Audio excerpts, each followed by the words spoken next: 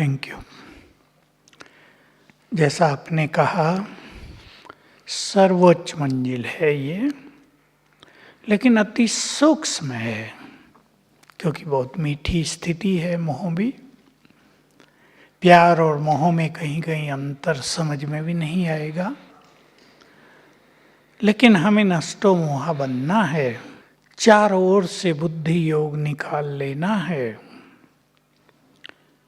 आपने भी 4 पिलर गिना दिए, चारों से निराधार हो जाएं, लेकिन हम इस पे सूक्ष्मता से चर्चा करेंगे,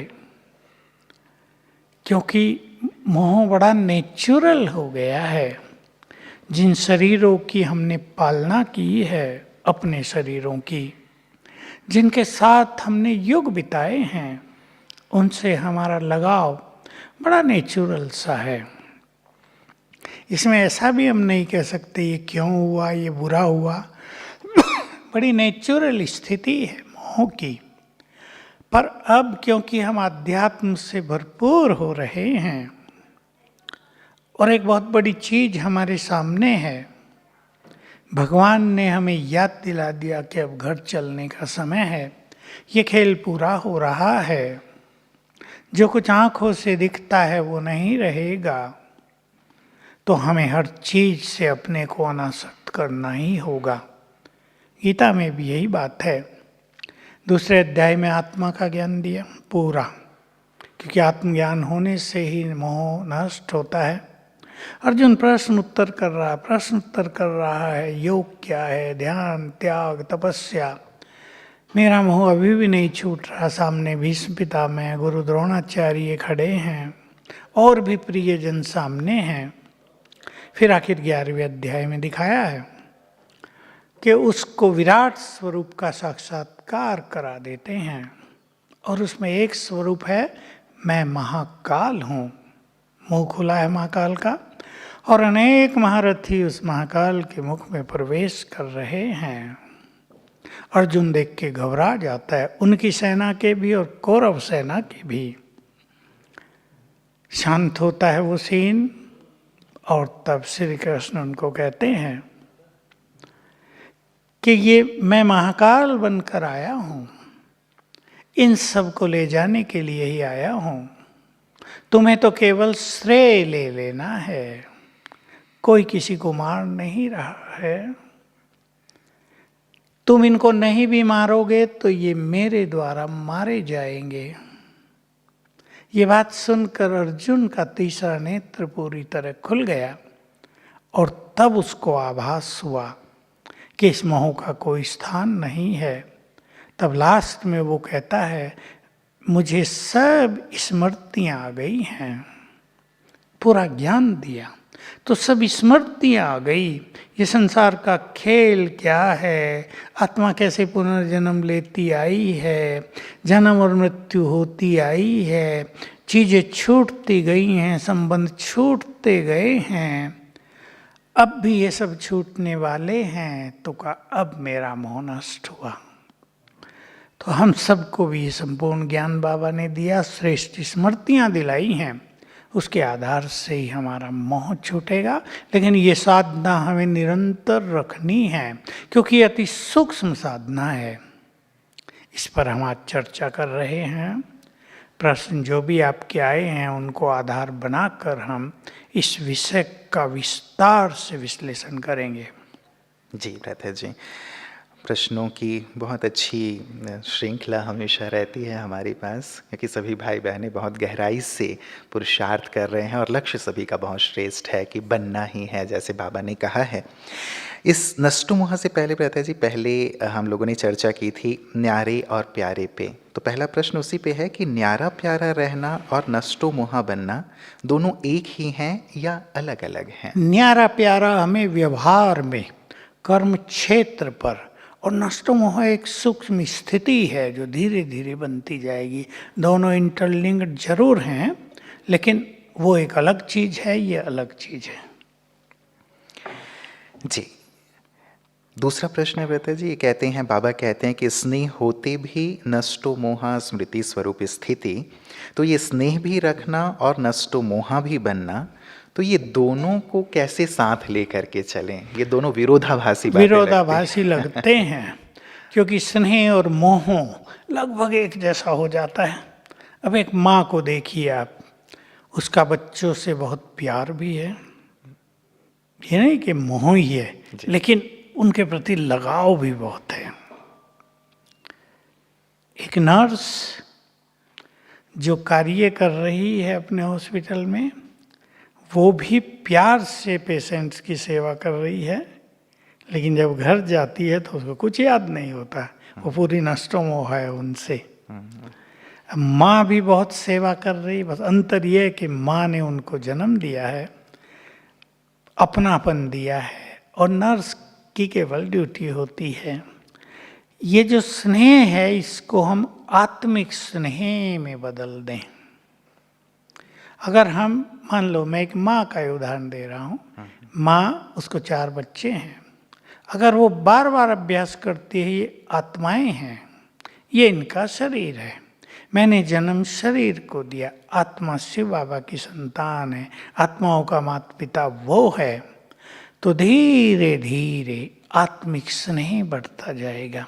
और इस स्नेह में क्या होगा कि बच्चों को बड़े गहरे अलौकिक वाइब्रेशंस मिलते रहेंगे, और जब उसको मोह होता है तो बच्चे पढ़ नहीं रहे, परेशान होने लगते हैं, परेशान होती हो, गेम खेल रहे हो, टीवी में लगे हुए हैं, फोन में लगे हुए, तो परेशान होगी। ये है मोह का स्वरूप।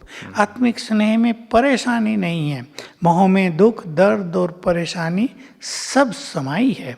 दूसरा उदाहरण ले लें, बच्चा बीमार हो जाता है, माँ को उससे प्यार है, स्नेह है, वो उसके लिए भाग दौड़ करते, इलाज कर रही है, वो उसका कर्तव्य है। लेकिन अगर मोह बहुत है तो वो भाग दौड़ करते हुए, इलाज करवाते हुए चिंतित भी बहुत रहेगी, ये मोह है। फिर चिंता के वाइब्रेशंस बच्चे को जाएंगे, और अगर आत्मिक दृष्टि है तो केवल स्नेह के वाइब्रेशंस जाएंगे, जो उसको स्वस्थ करने में बहुत बड़ी मदद करेंगे।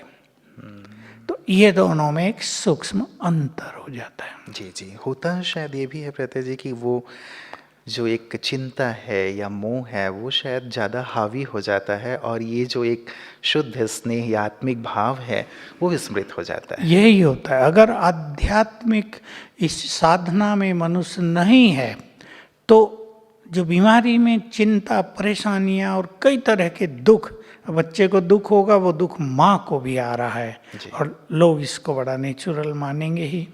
लेकिन अगर आत्मा देखने की प्रैक्टिस है तो बात कुछ और ही होगी। माँ से जो बच्चे को वाइब्रेशंस जाएंगे, उससे उनके दुख दर्द भी कम होंगे, और माँ अपने फर्ज अच्छी तरह से निभा सकेगी। जैसे कई उदाहरण आए हैं सामने, बच्चा बेहोश हो गया है अचानक, वो पढ़ रहा था और चक्कर आया और बेहोश हो गया, और माँ को बहुत प्यार है तो माँ भी बेहोश हो गई है। ये मोह की अति। अब हॉस्पिटल कौन ले जाए? दोनों को ले जाया जा रहा है। अब इसमें आधा घंटा लगा या घंटा लगा, इतने में तो खेल बिगड़ जाएगा।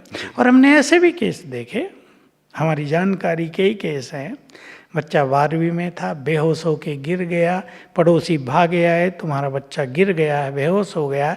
माँ घबराई नहीं, रिक्शा बुलवाई, आराम से उसको 2-4 ने मिल के रिक्शा में बैठाया और ले गई हॉस्पिटल, इलाज कराया, बड़ी बहादुरी से वो ठीक हो गया।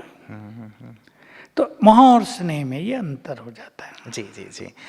बाप दादा शुद्ध मोह में आते भी निर्मोही हैं, तो बाबा के शुद्ध मोह में और हमारे मोह में, इन दोनों में क्या शुद्ध अंतर है? मोह बाबा ने आत्मिक स्नेह के लिए ही शब्द यूज किया, क्योंकि वो भी माता पिता है, और उसके अंदर भी वही फीलिंग्स हैं जो लौकिक में माँ बाप के अंदर होती हैं। तो बाबा भी, यानी भगवान भी, सभी बच्चों से, सभी आत्माओं से बहुत प्यार करता है। इस प्यार को हम नहीं समझ सकते, इसलिए वो प्यार का सागर है। उसके लिए ये कोई महत्व नहीं रखता, ये हिंदू है या मुसलमान है, क्रिश्चियन है, सिख है, बुद्धिस्ट है, सब उसके बच्चे, कोई उसे मान रहा है या नहीं मान रहा। अब जैसे बुद्धिस्ट हैं, उनको पता ही नहीं भगवान को, उन्हें वहाँ तक वो पहुँचे ही नहीं हैं, वो मानते नहीं इन बातों को, लेकिन उसके तो वो भी बच्चे हैं, तो वो उनको संपूर्ण प्यार की दृष्टि से देखता ही है, उसका शुद्ध मोह। और इस सेंस में भी शुद्ध मोह कि वो सबको महान बनाने आया है। तो मोह ये है कि मेरे सभी बच्चे परफेक्ट हो जाएं, लायक हो जाएं, स्पिरिचुअल पावर से भरपूर हो जाएं, ये भगवान का शुद्ध मोह है। और हमारा तो हम जानते ही हैं जी। कई बार बाबा ये कहते हैं तुम्हारा मोह केवल मुझ में होना चाहिए, बाकी और किसी में मोह नहीं होना चाहिए। यहाँ भी बाबा मोह शब्द को यूज़ करते हैं। जी। बाबा कहते हैं कि स्मृति स्वरूप बनो तो नष्टो मोह स्वतः ही बन जाएंगे। तो विशेष कौन सी स्मृति हमें नष्टो मोह बनाने में सहायक होगी? देखिए, बहुत सारी स्मृतियाँ बाबा ने दिलाई हैं और यही इसका वास्तव में समाधान है। नष्ट मोह होने की विधि ये है कि जो बाबा ने यानी भगवान ने हमें याद दिलाया है हमारे आदि मध्य अंत का, वो बहुत सारी बातें हैं, मैं कुछ चर्चा करूंगा उनमें से, पर हर एक स्मृतियों की एक लिस्ट बना सकते हैं। पहली स्मृति तो ये बताई, तुम आत्माएं हो, जो हम सब भूले हुए थे, ये तुम्हारा देह है। दोनों अलग अलग हो गए, दोनों एक ही नहीं है। तुम्हें इस देह की पालना अवश्य करनी है, इसकी संभाल अवश्य करनी है, और तुम इसमें रहते भी आए हो, लेकिन अब अशरीरी होने का अभ्यास करो। तो अशरीरी होते होते आत्मिक स्मृति में आते आते इस देह से जो अटैचमेंट है, बहुत लगाव हो गया है अपने देह से, ये धीरे धीरे ढीला पड़ता जाएगा। पहली जरूरत ये है। दूसरा, तुम्हें अब घर चलना है, यानी मुक्ति धाम चलना है। ये 5000 साल का चक्र जो सतयुग त्रेता द्वापर कलयुग चला, ये अब एंड में आ गया है, तुम्हें चलना है। ये खेल खत्म होगा। जैसे वहाँ दिखाया, महाकाल हूँ मैं। शिव बाबा ने भी कहा, मैं महाकाल बनकर आया हूँ, तुम सबको ले जाऊंगा। हंसी खुशी में कई बातें कह दी, चलना नहीं चाहोगे तो भी ले जाऊंगा तुम्हें, तुम्हारे शरीरों को आग लगवा कर तुम आत्माओं को ले जाऊंगा। तो याद दिलाया, शरीरों को तो आग लगती है, हम आत्माएं हैं। तो बड़ी स्मृति दूसरी के घर चलना है। अगर हमें ये याद आ जाता है कि खेल पूरा हुआ, घर चलना है, तो बहुत चीज़ों से हम डिटैच होते रहते हैं। तीसरी बात बहुत अच्छी याद दिलाई, तुम इस संसार में मेहमान हो। मेहमानों को भी तो जिसके घर में जाएंगे थोड़ा उसका अच्छा माल उठा लाएंगे कि ये तो बहुत अच्छा है, हमें दे दो। मेहमानों को निश्चित रूप से सुंदर कंबल दिया जाएगा, खाने पीने के सुंदर साधन, बर्तन भी अच्छे। उनमें मोह तो नहीं रहेगा ना, उन्हें पता है हमें छोड़ के 1-2 दिन के बाद वापस जाना है। तो तुम मेहमान हो। और स्मृतियाँ दिलाई पूरे चक्र की। तुम सृष्टि के आदि में देवता थे और तुम जन्म लेते आए हो, तुम्हारे शरीर बदलते आए हैं, संबंधी बदलते आए हैं। जो संबंधी, जो बच्चे, पति इस जन्म में है वो पिछले में नहीं थे, उससे पिछले में नहीं थे, इससे अगले में भी नहीं होंगे। तो ये यदि स्मृति रहती है तो भी ये मोह छूटने लगता है। वस्तुओं से मोह होता है, उसके लिए भी स्मृति दिलाई कि तुम्हारे पास जो कुछ ये अब है जिससे तुम मोह ममता लगाए बैठे हो, ये तो कुछ भी नहीं है। तुम तो अथाह धन संपदा के मालिक थे। स्वर्ग, लक्ष्मी जहाँ वास करती है, संसार भरपूर हीरे मोतियों से, सोने से। तो ये विनाशी हैं सब, और ये छोड़कर तुम्हें जाना है, तो उनसे भी हमारा लगाव कम होता जाता है। इस तरह बहुत सारी स्मृतियाँ दिलाई, तुम्हें पद मिला, प्रतिष्ठा मिली, मान सम्मान मिला, स्मृति दिलाई, ये सब प्रभु देन है। तो ये स्मृतियाँ यदि हम अपने चित्त में धारण करेंगे तो मोह कम होता जाएगा। जी, मतलब लगातार हमें इन स्मृतियों का अभ्यास करना होगा ताकि हम नष्टो मोह बनते चलेंगे। कई बार बाबा ये भी कहते हैं कि पहले बाबा जैसे नष्टो मोह हुए ब्रह्मा बाबा, उसके बाद स्मृति स्वरूप हुए, और कहने में भी यही आता है नष्टो मोह स्मृति स्वरूप। तो पहले नष्टो मोह बनना है या पहले स्मृति स्वरूप? दोनों मिले जुले हैं। शुरू में तो क्या था कि ब्रह्मा बाबा की कहानी थोड़ी अलग है। उन्हें विनाश का साक्षात्कार कराया आते ही शिव बाबा इस धरा पर आए और उन्हें महाविनाश दिखाया। तो यहाँ से उनका मोह नष्ट होने लगा। फिर याद दिलाया तुम नारायण थे, अब मुझे तुम्हारे तन का आधार लेना है। फिर वैराग हुआ। तो इतनी बड़ी चीज थी और यहाँ आ गए।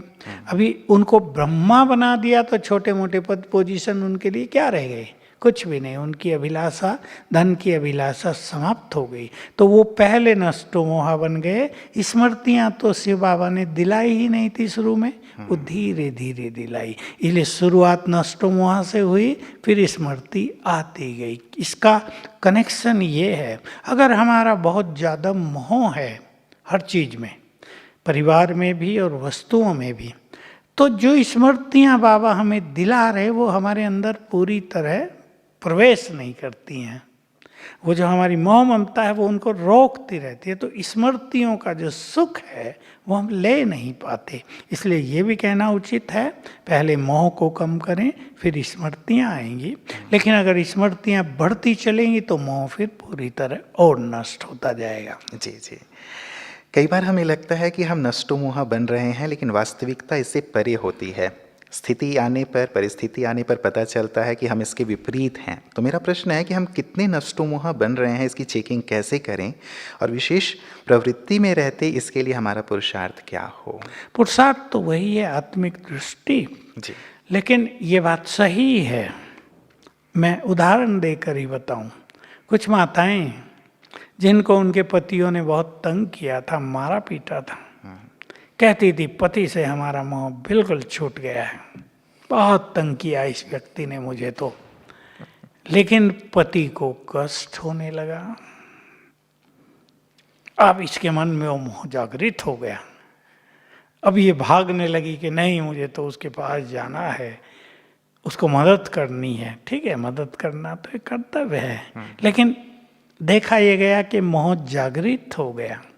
बच्चों को देखकर भी कई माताएं पिताएं समझते हैं ये आत्माएं हैं, बाबा के बच्चे हैं, हमें इनकी संभाल करनी है, हम बहुत नष्टो मोहा हो गए हैं। लेकिन अगर कोई परिस्थिति उनके सामने आ जाती है तो मोह बढ़ जाता है। मोह बढ़ता है माना वही चिंता का स्वरूप होता है। जी, जी। उनके बारे में विचार ज़्यादा चलते रहते हैं, परेशानी भी फील होती रहती है, भारीपन भी आ जाता है। तो ये जैसा हमने कहा, ये एक लंबी यात्रा है। बहुत समय साधना करने के बाद मनुष्य पहले अपनी देह से डिटैच होता है और फिर दूसरों से डिटैच होता है। इसलिए इसमें ज़्यादा सोचना नहीं है कि हमारा मोह कितना बचा है, कहाँ तक हम पहुँचे हैं, छूटा या नहीं छूटा है। हम इस यात्रा पर चलते रहें। देखो, यात्रा पर कोई चलता है तो सीन छूटते जाते हैं। हमें भी इस यात्रा को कंटिन्यू रखना है और अपने को देह से न्यारा करने की प्रैक्टिस निरंतर करते रहना है, तो छूटता जाएगा। बिल्कुल, मतलब सार गर्भित चीज़ें ये भी। आपने जैसे एक बात कही भ्राता जी, कुछ समय पहले भी एक फ़ोन आया था, उसमें बहन जी ने यही कहा, एक माता जी, उनके युगल उन्हें बहुत बंधन में डालते थे, बहुत मारते थे, तो वो कहती थी कब इससे पीछा छूटेगा। और लास्ट के 1 मास में, उनकी मृत्यु से पहले 1 मास उन्होंने थोड़ा सा इनका ध्यान रखना शुरू किया।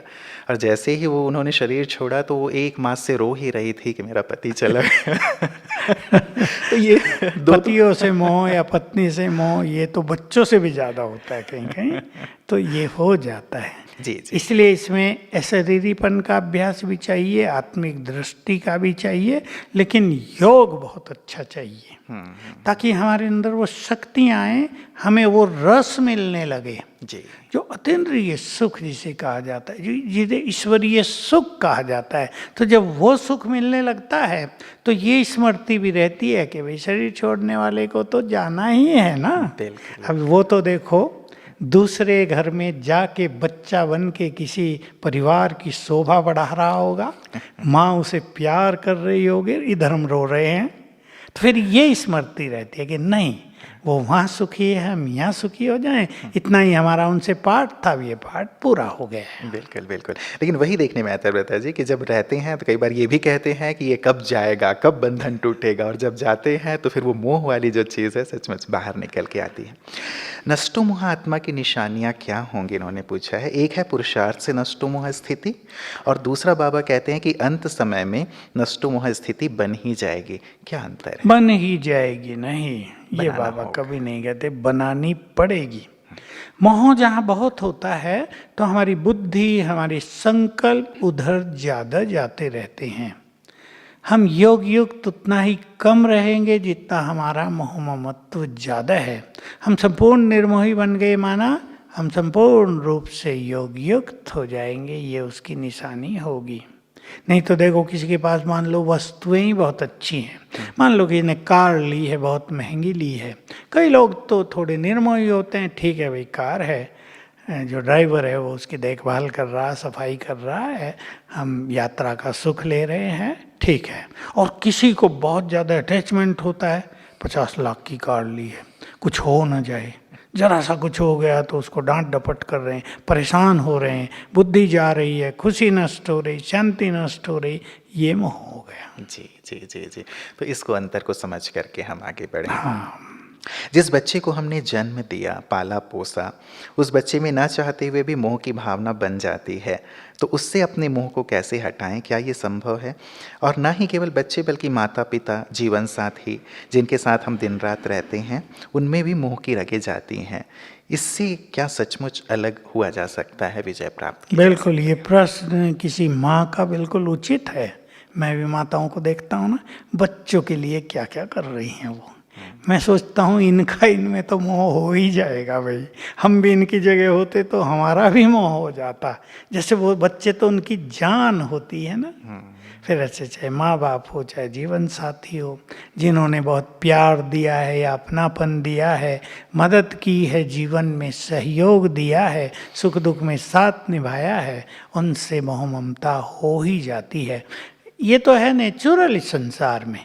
लेकिन हम अब रूहानी मार्ग पर है ना, तो हमें अपनी स्पिरिचुअल पावर्स बढ़ाने के लिए इससे डिटैच होना ही होगा। ये हम मन में दृढ़ता लाएंगे, हैं तो वो हमारे ही, न तो नष्ट मोह होने का ये अर्थ है कि हम उन्हें छोड़ दें, न इसका ये अर्थ है हम उनकी केयर न करें, उन्हें पढ़ाई के लिए मोटिवेट न करें, या उन्हें अच्छा भोजन न खिलाएं। ये सब हमें करना है।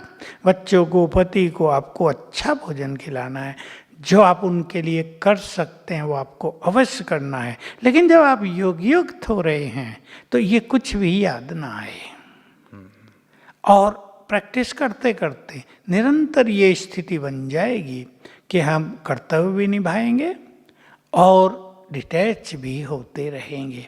अब देखिए जब जाने का समय होगा, इसमें सबसे जो बड़ी बात होती है ना, अभी जाने का समय आएगा सबका। रोज भी कितने लाखों लोग शरीर छोड़ रहे हैं दुनिया में, अभी जाने वाले जा रहे हैं। अच्छे अच्छे ज्ञानी भी विचलित होते हैं, वो भूल जाते हैं कि मृत्यु पर किसी का अधिकार नहीं, भगवान का भी नहीं। मृत्यु एक ऐसा सत्य है जो कर्मों के हिसाब से फिक्स होता है। किस व्यक्ति की मृत्यु कहाँ, किस समय, किस कारण से होनी है, वो जैसे निश्चित हो गया है कर्मों के आधार पे। एक लड़का बाइक पे जा रहा है, नेचुरली बाइक तो तेज चलेगी, सड़क है, 60 किलोमीटर की स्पीड तो चलाएगा ही कोई ना कोई, उससे ज़्यादा भी चलाते हैं। लेकिन स्पीड ब्रेकर आ गया है। अब स्पीड ब्रेकर पर आजकल वो वाइट तो रंग करते नहीं, वो दिखता नहीं किसी को, बच्चों को, और बच्चा तेजी से गिरता है और चोट लगती है, तत्काल मृत्यु हो जाती है। ये केस बहुत हो रहे हैं। अब ये सड़क बनाने वाले भी ये बात नहीं समझ रहे कि जहाँ स्पीड ब्रेकर बना रहे, एक तो होता है बड़ा सा स्पीड ब्रेकर 8-10 फुट का, और एक होता है 1 फुट का बना दिया और खड़ा।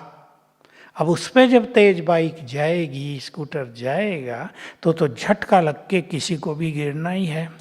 तो इसमें संकल्प तो बहुत चलेंगे मनुष्य को, लेकिन वही स्थान उसकी मृत्यु के लिए निश्चित था, वही समय और वही साधन। तो ये बात जब हमें समझ में आती है तो हम किसी की मृत्यु का शोक नहीं करते।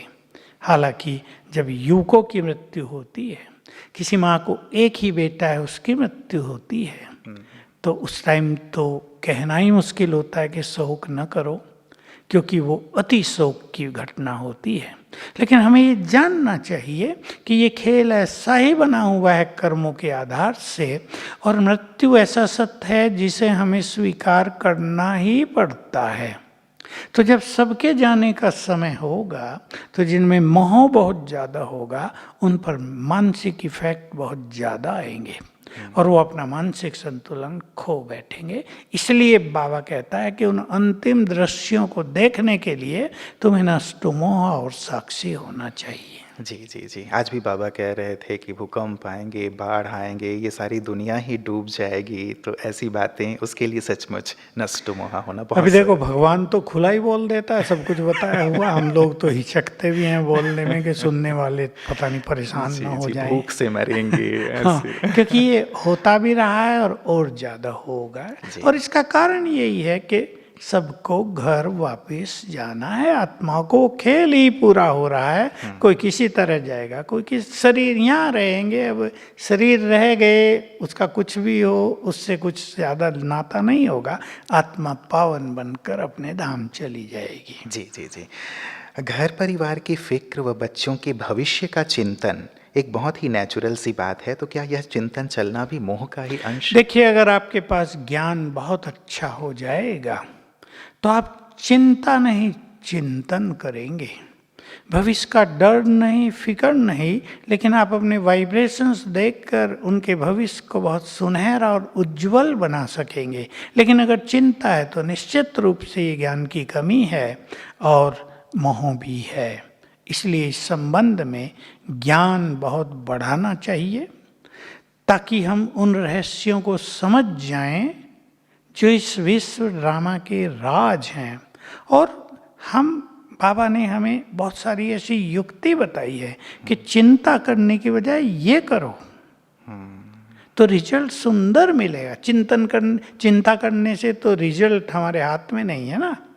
अगर हम वो चीज़ अभ्यास में लाएंगे जो शिव बाबा ने हमें सिखाई है तो भविष्य हमारे हाथ में आ जाएगा, तो चिंता की जरूरत नहीं पड़ेगी। निश्चित रूप से बहुत चिंता करना मोह की निशानी है। बिल्कुल, मतलब एक हम अच्छा सा अच्छा राह देखें। कई बार जो दुखद घटना होती हैं, जैसे आपने पहले कहा कि किसी का एक्सीडेंट हो गया आदि आदि, तो ऐसे में कई बार मन में प्रश्न उठता है, जो बाबा कहते हैं मैं अपने बच्चों के साथ हूँ, उनकी मदद करता हूँ, रक्षा करता हूँ, तो प्रश्न उठता है कि ऐसे में बाबा की क्या मदद मिली या नहीं मिली, ये वाला प्रश्न रहता है। देखिए, मदद के भिन्न भिन्न स्वरूप हैं। भगवान का मदद करने का तरीका हमारी आकांक्षाओं से अलग भी तो हो सकता है। मैं एक उदाहरण दिया करता हूँ, आज फिर दे देता हूँ। गांधीनगर का है, गुजरात की राजधानी, काफ़ी समय पहले का है, 30 साल हो गए होंगे लगभग।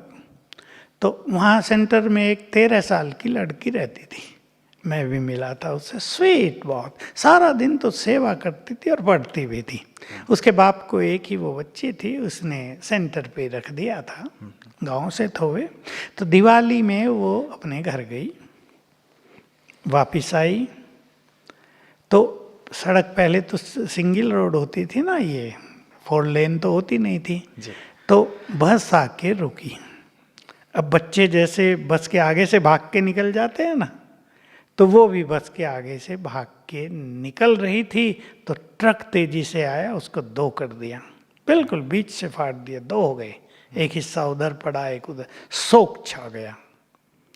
मेरे को भी आया मैसेज, और सेंटर पास ही था, लोग भागे दौड़े आए, तो देखा शोक छा गया, खून ही खून और 2 हिस्से, और उस लड़की से प्यार सबका बहुत था, आसपास जिनके घर थे वो भी भागे आए।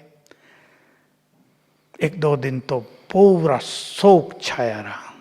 भोग लगा बाबा को, बाबा ने क्या मैसेज दिया वो सुन के हमारी भी आँख खुली थी कि भगवान की, जिसको भक्ति में कहते हैं ना लीला, उसको सचमुच मनुष्य नहीं समझ सकता। तो बाबा ने कहा इस बच्ची का शिव बाबा से बहुत प्यार था। ये जैसे छोटी आयु में प्रभु प्रेम में मगन रहती थी, लेकिन इसके पूर्व जन्मों के कुछ पाप कर्म बहुत ही ज्यादा थे। तो बाबा ने इसके प्यार का रिटर्न दिया कि 1 सेकंड में इसके वो लंबे चौड़े पाप कर्म नष्ट करा दिए। सबका चित्त शांत हो गया। मैं तो सोचता ही रह गया, वाह प्रभु तेरी लीला, वाह। इधर शोक मनाया जा रहा है, उधर तू कह रहा है इसके प्यार का रिटर्न दिया है। तो ये ऐसी बात है, मृत्यु होती है, लेकिन हो सकता है बाबा ने ये मदद की हो कि वो आधे मरे रह जाते एक्सीडेंट में, और फिर 10 साल उन्हें तड़फ तड़फ के जीवन बिताना पड़ता, माँ बाप का धन भी चला जाता, चिंताएं, कितने शोक होते हैं, मानसिक इफेक्ट होते हैं। तो बाबा ने उनको 1 सेकंड में ही मुक्त कर दिया उन दुखों से। ये भी उसकी मदद हो सकती है।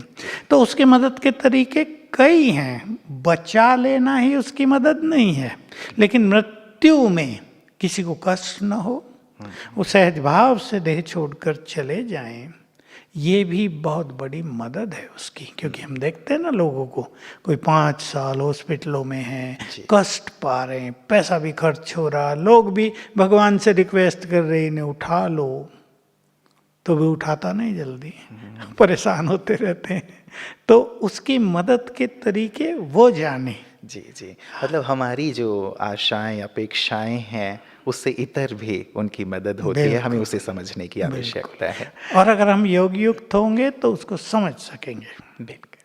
स्वप्न में न चाहते हुए भी यदि कोई हमारे अपने जो हमसे दूर जा चुके हैं या कोई रिश्तेदार याद आ जाते हैं, तो उन यादों को स्वप्न से कैसे हटाएं? क्या ये भी हमारा मोह ही कहलाएगा? नहीं, इसको मोह तो नहीं कहेंगे, क्योंकि हमारी सबकॉन्शियस माइंड में बहुत सारी मेमोरियां भरी हुई हैं, मेमोरीज बहुत सारी भरी हुई हैं, वो स्वप्नों में जागृत होती रहती हैं। इसलिए सोने से पहले हमारा ये नियम ही होना चाहिए, जो अच्छे पुरुषार्थी हैं, कि हम आधा घंटा अपनी स्पिरिचुअल प्रिपरेशन करें, थोड़े ईश्वरीय महावाक्य पढ़ें, योग अभ्यास करें, 5 स्वरूपों का अभ्यास करें, ताकि आज के दिन का इफेक्ट भी खत्म हो जाए और कुछ न्यू थॉट्स मन पर छाए रहें। फिर हम सोएंगे तो ये जो स्वप्नों की प्रॉब्लम है ये समाप्त हो जाएगी। जी जी। यदि कोई हमसे बहुत स्नेह करता है और हम अंदर ही अंदर उनसे नष्टो मोहा होने का पुरुषार्थ कर रहे हैं, तो क्या यह उनको धोखा देना नहीं हुआ? उनकी भावनाओं को हमारी वजह से ठेस न पहुंचे, इसके लिए हमें उनके साथ कैसे चलना चाहिए? नहीं, हमें उनको स्नेह ही देना चाहिए। कईयों का स्नेह होता ही है, लेकिन हम यदि आत्मिक दृष्टि बना लेंगे तो हमसे ऑटोमेटिकली उनको स्नेह के वाइब्रेशंस पहुंचते रहेंगे, हमारे डिटैच होने के बाद भी। देखो, भगवान भी प्यार का सागर भी है और संपूर्ण नष्टोमोहा भी है।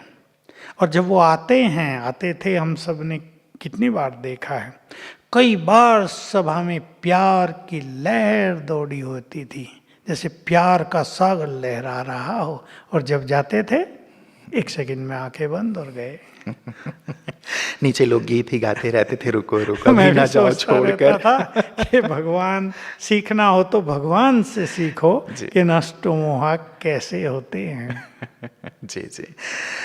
शरीर से नष्टो मोहा कैसे बने? क्योंकि शरीर में कुछ भी होता है उस समय मन की स्थिति बहुत हलचल में आ जाती है। देखो, ये बहुत नेचुरल सी चीज़ है। हम ये नहीं कहेंगे कि कुछ नहीं होगा, डिटैच हो जाओ, ये काम इतना सहज नहीं है। शरीर में कोई पीड़ा हो रही है, उसकी फीलिंग तो हमें होगी। कोई रोग आ गया जो हमें कष्ट दे रहा है, उसकी फीलिंग हमें होगी। लेकिन जल्दी ही हम उसमें रहते हुए भी देहभान से न्यारे होने की अगर लंबे समय से हमें प्रैक्टिस होगी तो जल्दी हम डिटैच होते जाएंगे, और वो जो पेनफुल फीलिंग है वो भी हमारी कम होती जाएगी। तो इसमें लंबे समय का हमारा योग युक्त रहने का अभ्यास और देह से डिटैच रहने का अभ्यास उस समय में काम आएगा। उस समय नहीं हो सकेगा अभ्यास। शरीर में दर्द हो रहा और कहो भाई तुम आत्मा हो, देह से अलग हो जाओ, वो कहेंगे आत्मा छोड़ो, पहले मेरा पेन ठीक करो, इंजेक्शन दो मुझे। इसीलिए शायद बाबा लंबे काल के अभ्यास की बात निरंतर हमें कहते हैं। विशेषकर मोह को जीतने के लिए तो बहुत ही लंबे काल का अभ्यास चाहिए। मैं कुमारी हूँ और अकेले रहती हूँ बाबा के साथ साथ। मेरा लौकिक माता से बहुत मोह है, बहुत प्रयास करने पर भी उनको खोने का डर लगता है। शिव बाबा से माँ के संबंध से जुड़ती हूँ और कई अनुभव भी होते हैं, परंतु कुछ बीमारी आने पर भय या चिंता होती है। कैसे या कौन सा अभ्यास करूँ ताकि ये जो मोह या भय है दूर हो? कन्याओं को तो बहुत होता है, बहुत कन्याओं के फ़ोन मुझे भी आते हैं, बहुत मोह मेरा अपनी मम्मी से है, उसको ज़रा कुछ हो जाए तो उससे ज़्यादा तकलीफ़ मुझे होने लगती है। वो चली ना जाए, मुझे पता है वो मरेगी तो ज़रूर बूढ़ी हो गई है मुझे भय होता है वो चली जाएगी तो क्या होगा। कईयों की मैरिज भी हो गई, उसके बाद भी ये स्थिति बनी रहती है। तो इसमें वही है कि हमें ये जो संपूर्ण खेल है, जिसको बाबा स्वदर्शन चक्रधारी होना कहते हैं, उसकी बहुत अच्छी प्रैक्टिस करनी होगी। और आत्मिक दृष्टि रखने से, माँ तो वो है, उसने प्यार भी बहुत दिया होगा, तब तो मोह है, बड़ा अपनापन दिया होगा, बहुत केयर की होगी कन्याओं की, इसलिए मोह रहा है। तो लेकिन इससे डिटैच होना तो आवश्यक है। संकल्प बदलेंगे इसमें। माँ को खोने का भय, माँ तो जाएगी एक दिन, किसी की माँ सदा तो रही नहीं है कोई संसार में ऐसा प्राणी जिसकी माँ बाद में गई हो, पहले वो ही गए हो बूढ़े होके? ऐसा तो होता नहीं है। जाएंगे सब, ये संकल्प भी हमें तैयार रखना, अपने मन को इस संकल्प से तैयार रखना चाहिए। और वही आत्मिक दृष्टि और योग युक्त होकर थोड़ा निर्भयता को भी बढ़ाना चाहिए। और जो ये एक डिपेंडेंसी होती है ना, निर्भरता, भाई माँ पे ही निर्भरता है, उससे भी थोड़ा अलग हो जाना चाहिए, अपने पैरों पे खड़ा होना चाहिए। तो धीरे धीरे ये जो कमज़ोर संकल्प हैं ये भी समाप्त होते जाएंगे। जी जी जी। मेरे अंदर छोटी छोटी चीज़ों को लेकर बहुत मोह है। कोई यदि मेरी छोटी सी चीज़ भी यूज़ करे तो मेरे संकल्प चलते हैं, बुरा लगता है, गुस्सा भी आता है। तो इस मेरेपन से मैं कैसे बाहर निकलूं? बस मेरा कुछ नहीं है, सब शिव बाबा ने दिया है। आपका पेन ही किसी ने उठा के यूज कर लिया, आपको खुशी होनी चाहिए, मेरी चीज़ दूसरे के भी काम आ गई। मान लो घरों में आपका स्वेटर दूसरे ने पहन लिया, आपको खुशी होनी चाहिए कि वाह मेरे स्वेटर से इनकी सर्दी भी चली गई। स्वेटर को भी धन्यवाद दे दो, उन्हें भी धन्यवाद दे दो। तो थोड़ा उदार चित्त बनना ही पड़ेगा। ये मेरा है, ये ज़्यादा मोह की बात हो गई है। तो मेरा कुछ भी नहीं है, सब प्रभु देन है, और मेरा तो एक है भगवान। ये सब चीज़ें जैसे जैसे हम बढ़ाएंगे तो ये संस्कार बदल, ये थोड़ा ढीला संस्कार है, हमें खुश होना चाहिए। हमें तो, मुझे अगर मैं प्रैक्टिकल बात कहूँ, मुझे तो आनंद ही तब आता है मेरी चीज़ किसी के काम आ जाए। चाहे हमारे पास गाड़ी भी है, कोई हॉस्पिटल जाता है, पेशेंट है, नहीं मिल रही, हमारे छोड़ आए उसे, तो मुझे अच्छा लगेगा कि हमारी चीज़ दूसरे के काम आ गई। सर्दी हो रही है, हमारे पास 4 कपड़े ज़्यादा हैं, हम दूसरों को देते हैं कि भाई ये इनके काम आ जाएं, हमारे भी काम आते हैं, इनके भी काम आ जाए, तो उससे खुशी बढ़ती है, एक सुख मिलता है। तो इनको अपनी मेंटलिटी बदलनी पड़ेगी कि कोई चीज़, हमारी चीज़ यूज कर रहा है तो हमें सुखद फीलिंग हो। जी, आपने एक संबंधों की बात पहले कहती रहता जी। प्रश्न यही है कि बाबा कहते हैं कि नष्टमोह बनने के लिए एक बाप से सर्व संबंध जोड़ें, सर्व प्राप्ति करें। तो अब बाप, माँ, टीचर, सदगुरु और कभी कभी बेटा भी हम बना लेते हैं बाबा को, लेकिन एक बेटी या बहन का संबंध ये बिल्कुल बन ही नहीं पाता। अगर हमारा मोह अपनी लौकिक बेटी या बहन से है तो फिर बाबा से ये संबंध कैसे जोड़ा जाए? जरूरी नहीं है कि आप उसे बहन ही बनाओ, वो मेरा है ये फीलिंग, और उससे जितना जितना योग होता जाएगा, मैं ये बात कई बार रिपीट करता हूँ कि जिसका योग बहुत अच्छा होता है उसे इतना ईश्वरीय सुख मिलता है कि फिर ये संबंधों का सुख स्वतः ही ढीला होता जाता है, हमें ज़्यादा कुछ करना नहीं पड़ता। तो आप बेटी या बेटा बना के देख लो, नहीं बनता तो वो तो आपका है ही, जो बनता हो वही बना लो। क्योंकि बाबा का ये भी महावाक्य है जी। कि एक संबंध से भी हम इतना ज़्यादा सुख ले सकते हैं जिसमें सर्व संबंधों का सुख समाया हो। और इसके लिए बहुत अच्छा उदाहरण है, मान लो एक माँ है और उसको एक बेटा है। अब वो बेटा ही उसके लिए उसका संसार होता है, पति नहीं है और बच्चे नहीं हैं।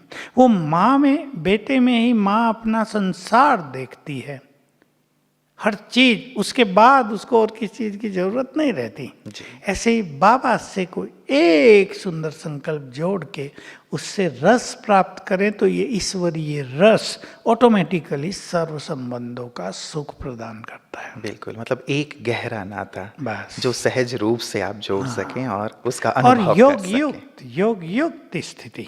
कई बार लोग संबंधों की जब बात आती है तो एक विजन की बात सोचते हैं कि मैं क्या विजन बनाऊं, यदि वो मेरा भाई है मैं क्या विजन बनाऊं, माँ है क्या विजन बनाऊं, पिता है। नहीं, तो एक्चुअली इन चीजों की भी जरूरत नहीं। मान लो किसने उसको प्रियतम बनाया, जी। अब प्रियतम के लिए जो लौकिक पति पत्नी का नाता वो थोड़ा ही उससे हम करेंगे। प्रियतम का अर्थ होता है जिससे हमारा अधिकतम प्रेम हो, अधिकतम प्रेम, वो हमारा प्रियतम शिव बाबा।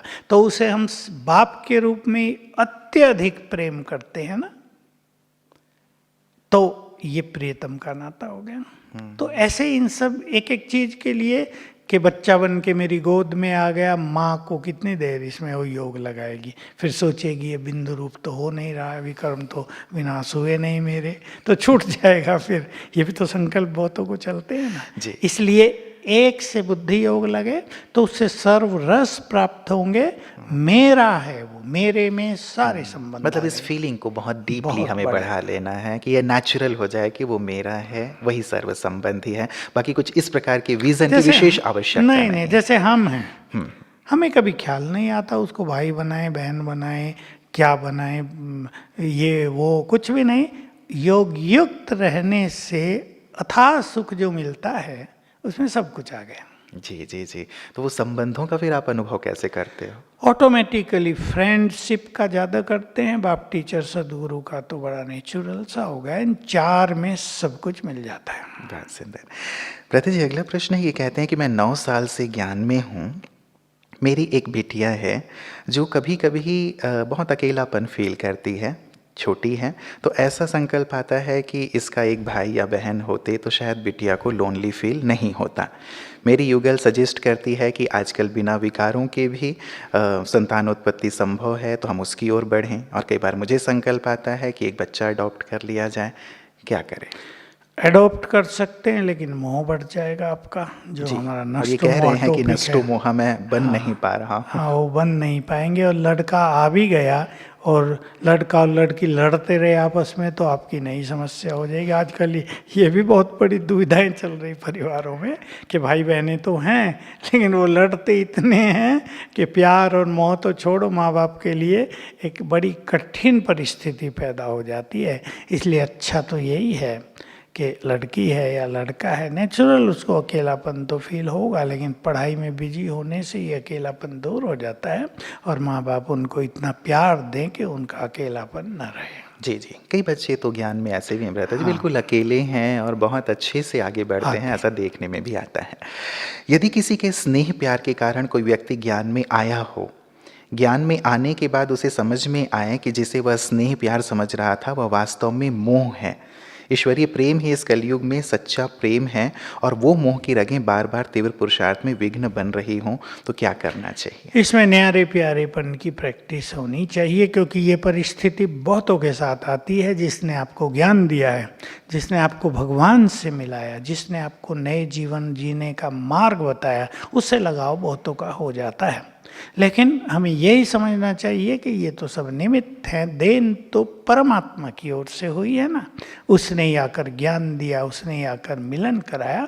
हम ऐसे लोगों के लिए सम्मान तो अवश्य रखें लेकिन लगाव से दूर रहें। मन में किसी आत्मा की याद आ जाती है, जब योग में उसको सकाश भी देते हैं, उसको आत्मा के रूप में देखकर उससे बात भी करते हैं, फिर भी अचानक बहुत याद आ जाती है, और जब आप उसको आत्मा देखकर सकाश देने के बाद और ज़्यादा याद आती है, तो इसे कैसे ठीक किया जाए? हाँ, ये फिर मोह कहा जाएगा।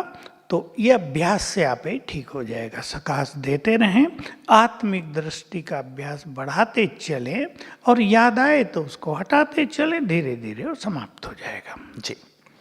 मेरा परिवार ज्ञान में नहीं है, पर मेरे लिए कभी विघ्न नहीं बनते, सहयोगी हैं। अब जैसे जैसे विनाश नज़दीक आ रहा है, मेरे अंदर उनकी चिंता बढ़ती जा रही है। वो ज्ञान सुनना नहीं चाहते, और मैं उन्हें रोज़ सकाश देना, खाना बनाते वक्त बाबा की शक्तियाँ उसमें डालना, अपने व्यवहार में बाबा के गुण दर्शाने पर बहुत ध्यान देती हूँ। इसके बावजूद अभी तक भी वो ज्ञान में नहीं आए हैं। मैं और क्या कर सकती हूँ? मैं अपनी अच्छी तरह से पुरुषार्थ करके उन्हें भी ज्ञान में लाना चाहते हैं। ये संकल्प छोड़ दो कि मुझे उन्हें ज्ञान में लाना है। वो अपने समय पर स्वतः ही ज्ञान में आएंगे। आना सबको यहीं है। आप उन्हें पवित्र भोजन खिलाते रहें जैसे आप कर रही हैं, सकाश देती रहें, और जैसे आप अपना गुण मूर्त स्वरूप उन्हें दिखा रही हैं वो करते चलें। अपने समय पर वो ज्ञान में आ जाएंगे। चिंता करने से ज्ञान में नहीं आएंगे।